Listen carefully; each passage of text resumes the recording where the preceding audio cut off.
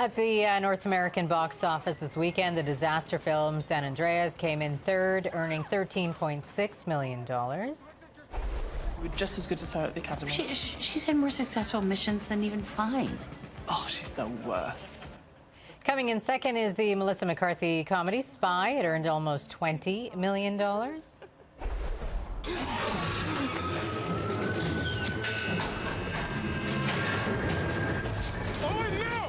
And coming in at number one, Jurassic World. We'll know by tomorrow if it had the biggest opening weekend in movie history. It earned $252 million in North America so far, $630 million worldwide.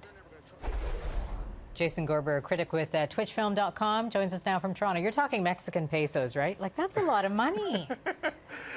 It's a lot of money. And guess what? I'm kind of happy about this because the film's pretty good. Look, this is what you have to get in with Jurassic World. First of all, you have to like dinosaurs, and you have to like dinosaurs eating other dinosaurs. And there's something incredibly cathartic about seeing this on screen. I mean, for generations now, people have seen dinosaurs on screen. You go back to King Kong, you go back to some of the earliest films, the stop-motion animation. And look, as somebody who saw Jurassic Park when it first came out, and it kind of changed cinema in many ways. It was a transition between originally it was going to be stop-motion, like King Kong in the 30s, and then this sort of brought out the CGI revolution, the computer graphics.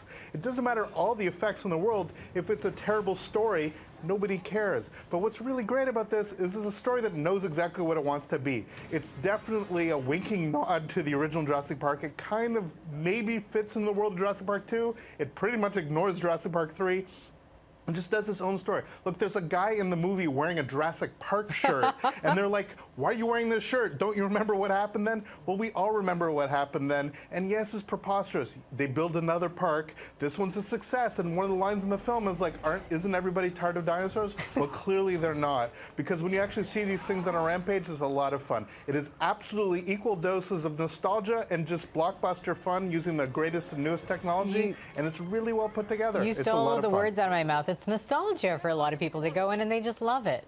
Yeah, it's absolutely, there's tons of, this film is absolutely nostalgia. It's absolutely a wink to Spielberg's original. Spielberg, of course, executive produced this, so his fingerprints are definitely still on it. But this is a film that expects you to have seen the first film, and part of its pleasure is playing out scenes from the first film. And because of that, it works, but it's also very much its own thing. Look, the film that is potentially going to beat his Avengers, I think this is a much more fun film. It's a much more robust film, and look, I just like watching dinosaurs destroy things more than I like superheroes beating up yet another city. Fine, Jason. So tell me about Slow West.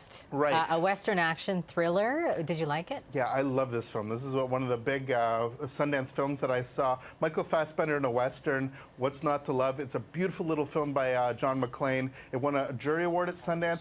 It's going to be rolling out in little theaters across, not little theaters, but independent theaters across the country. Definitely one we're seeking out. Once you've seen Jurassic World, go to this film because it's a really astonishing little genre piece. It's great.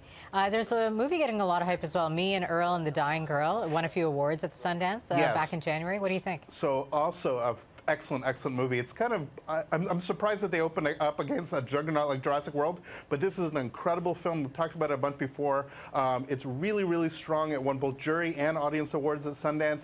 Very, very tremendous film. Incredible acting, incredible story. Try to see that as well. It's a big weekend for movies. Comedy, thriller, what is it? It's a drama about kids that sort of get together. One of them is potentially dying of cancer, but it's actually a really strong, really wonderful film about people who love movies and love characters. It's very, very good. Jason, thank you. All the best.